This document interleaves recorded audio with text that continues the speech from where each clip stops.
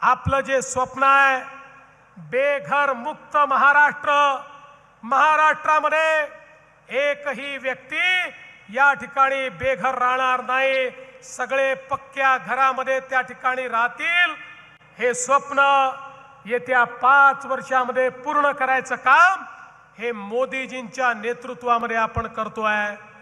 आणि एवढंच नाही तर माननीय शिवराजजींनी ग्राम विकास मंत्रालयाच्या माध्यमातून ग्रामीण रस्त्यांकरता मोठा निधी दिला। आजही 123 कोटी रुपये वेगवेगळ्या रस्त्यांकरता आपल्याला ते देतायत आणि वेगवेगळ्या योजनांच्या माध्यमातून अतिशय उत्तम काम या ठिकाणी चाललंय। ज्या लोकांनी प्रधानमंत्री आवास योजनेमध्ये उत्तम काम केलं, ते अधिकारी, ते जिल्हे, ते तालुके, ते गावं, ते विभाग, या सगळ्यांचं आपण अभिनंदन केलंय।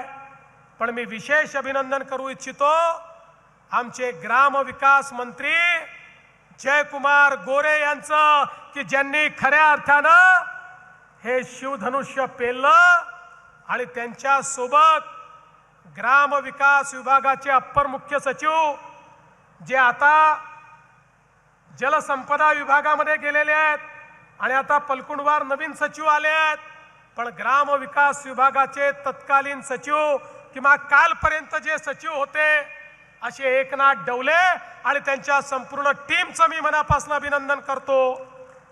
आता पलकुंडवार आपल्याकडे हे शिवधनुष्य आलेलं आहे, हे आता आपल्याला पेलायचं आहे।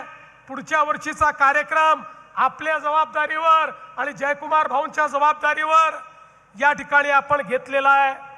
पण मला अतिशय आनंद आहे की राज्यात हा अतिशय सुंदर कार्यक्रम या ठिकाणी झाला। यासोबत आमच्या शेतकऱ्यांकरता देखील माननीय शिवराजजींना आम्ही विनंती केली, विशेषतः आमचा कांद्याचा शेतकरी प्रचंड अडचणीत आहे। अनेक शेतकरी कांद्याला 1 रुपया भाव मिळतोय म्हणून कांदे फेकून द्यायला निघाले आहेत आणि म्हणून शिवराजजींना मी सांगितलं काय वाटेल ते करा, पण कांदा विकत घ्या। कांदा नाशिवंत आहे, कांदा याचं शेल्फ लाईफ खूप जास्त नाही आहे, त्यामुळे त्याची खरेदी करून साठवणूक करून पुन्हा तो मार्केटमध्ये आणायचा, या सगळ्या गोष्टी अडचणीच्या असतात।